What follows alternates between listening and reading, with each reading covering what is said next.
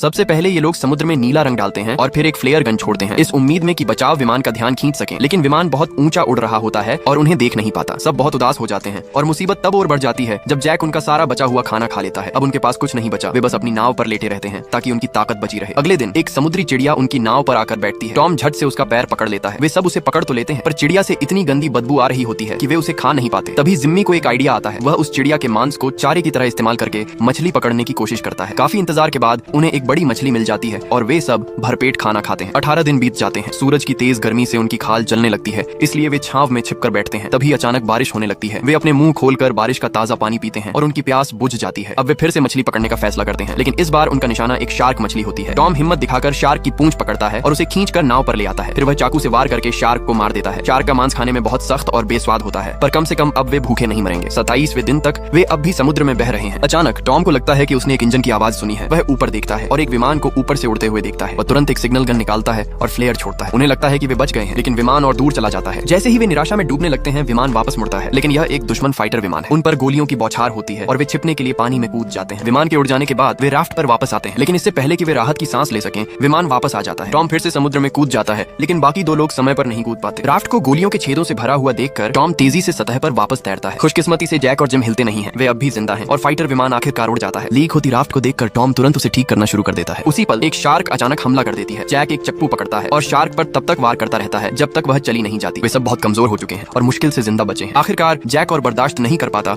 और उसकी सांसें रुक जाती हैं। जिमी और टॉम का दिल टूट जाता है। उनके पास जैक को समुद्र में डूबने देने के अलावा कोई चारा नहीं है। जब दोनों आदमी निराशा में होते हैं, तभी उनके बगल में एक बड़ा जहाज दिखाई देता है।